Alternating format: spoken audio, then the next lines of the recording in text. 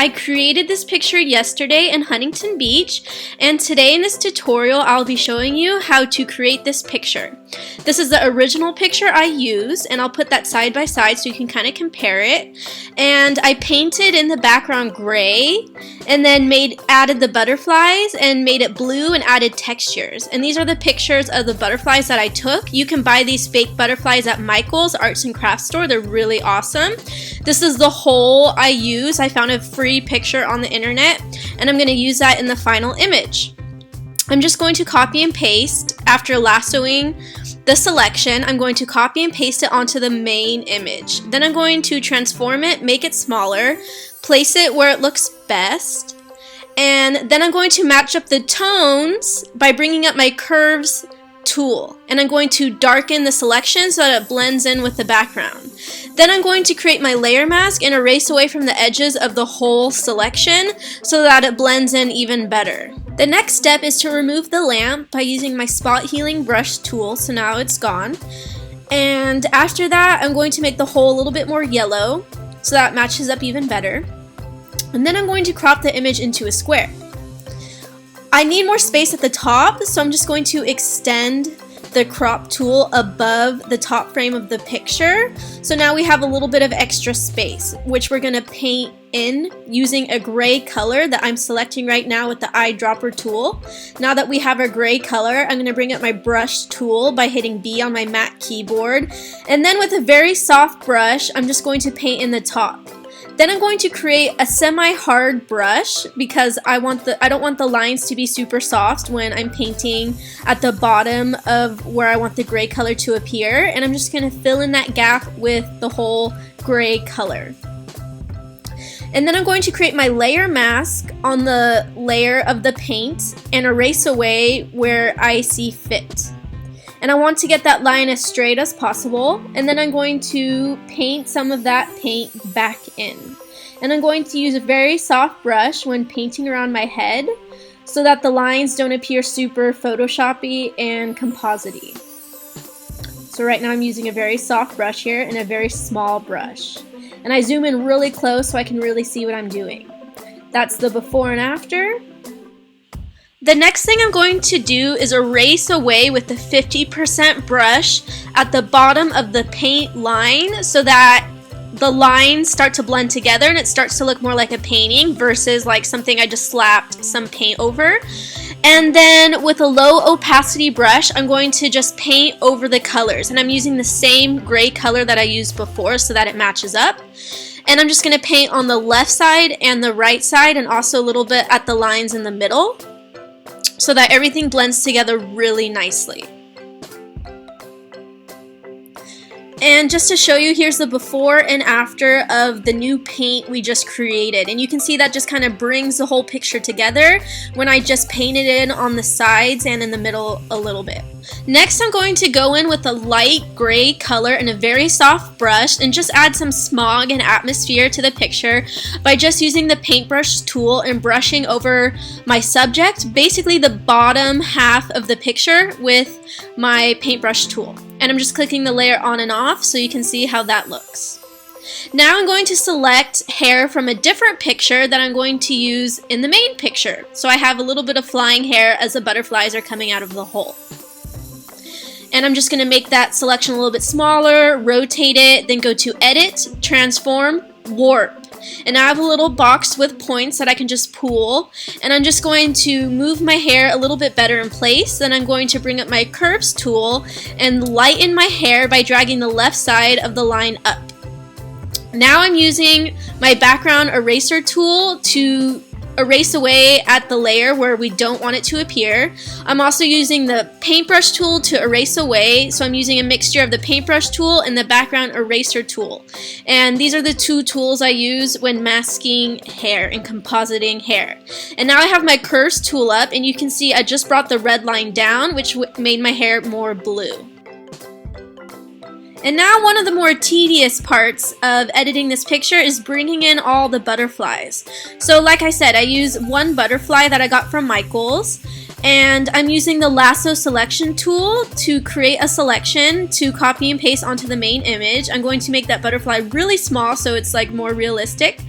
And I just photographed these butterflies from as many different angles as I can think of. I believe 8 different angles. So I probably could have done a little bit more angles, but I'm not having too many butterflies, so it's enough for what I needed.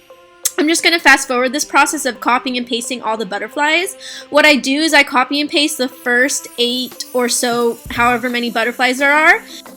And once I have all my butterflies layers on my screen, I'm going to go through and duplicate all those layers. So I haven't really done that yet, but I will as this Photoshop process goes on. So you can see I'm duplicating all the layers and then placing the different layers in different areas. And you can also use things like the liquefy tool on the layers just to change butterflies a little bit so they look different from each other. You can flip them, you can reverse them, you can move them upside down. So there's a lot you can do to make the same pictures of the butterflies different. Okay, I'm rambling on a little bit, but basically you can kind of see what I'm doing. I'm just adding in a curve layer to make it brighter. Now I'm adding another curved layer to add kind of a cool artistic effect to the picture. That's a good thing about curves. And I'll just keep adding more curves, and I'll fast forward this part a little bit. I'm on the red channel, the blue channel, the green channel, mostly red and blue. With the red channel, I'll bring down the red bar. With the blue channel, I'll bring up the blue bar. And now that the entire composite is totally in place, the next step is always to bring the image into VSCO, V-S-C-O, which is a Lightroom feature where you can add presets and vignettes and fades and shadows and things like that to the picture in a way you can't really do on Photoshop. So right now I just added a vignette. I probably faded the picture a little bit, and I'm just looking at other adjustments I can add onto the picture, like creamy highlights I just selected. This is what the image looked like before VSCO. This is after. Before VSCO, after VSCO. Before, after. Right now I'm going to add on a second vignette by literally just drawing it on with the lasso tool and then feathering the edge. But I'm going to have a kind of unique shape to this vignette because I don't want it to affect my body or my face or my hair. So I'm going to feather the selection we just made, hit OK. And once I hit OK, I'm going to go to my curves tool and pull the line down. So now we have a darker vignette. Except the subject is still popping out in the light and she is unaffected by the dark. And I'm on my blue channel now and just adding some blue to that vignette we just created. Now I'm on the selective color adjustment layers and just editing some of the colors. And this is the before and after of the selective color adjustment layer. So you can see I just took away a lot of the redness and added more cyans and added more blues. I just accessed the liquefy tool by going to filter, liquefy, and I'm going to make my arms a little bit thinner and my waist a little bit thinner. Not because I feel like I need to be thinner, but I want the contours of the lines to be beautiful and painterly like. So I do that for almost every picture, and so does every other photographer I know. For the most part, every photo artist, I should say. And that's the before and after of the liquefy tool. Just a slight little adjustment that I think makes a big difference. Now's the fun part, to add on texture. So this is the first texture I'm going to add, which is a Brooke Shaden texture, my new favorite textures. I'm going to transform it so that it matches up over the whole picture. I'm just going to pull the line down. And then I'm going to change the blending mode to lighten. And then I'm going to reduce the opacity and fill of the layer so that it's not super dominant. And then I'm going to create my layer mask and erase away at the texture where my hair and my skin appear.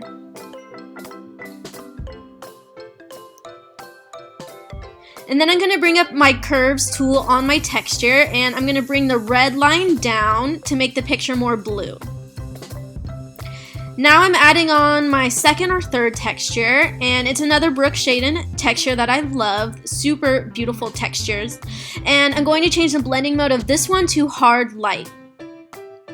And then I'm going to reduce the opacity and fill of the texture like I did with the other one. I always do that. And then I'm going to create my layer mask and erase away at my entire subject that's in the photograph so that her skin doesn't look, or my skin doesn't look super scaly and reptilian. And I'm just going to erase away from other parts of the picture as well. That's the before and after of the texture. Now I'm adding in some Dodge Tool just to brighten up the light coming out of the hole, or into the hole I should say. So there's that, like so.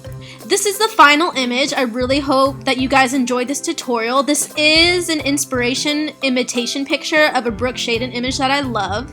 I love the final result of this picture. I was hoping it would come out a little bit differently than Brooke's, but it kind of came out a little similar, but that's okay. Feel free to add me as a friend on Facebook if you have any questions, or leave a comment in the comment section below. Thank you so much, and I'll see you guys next time.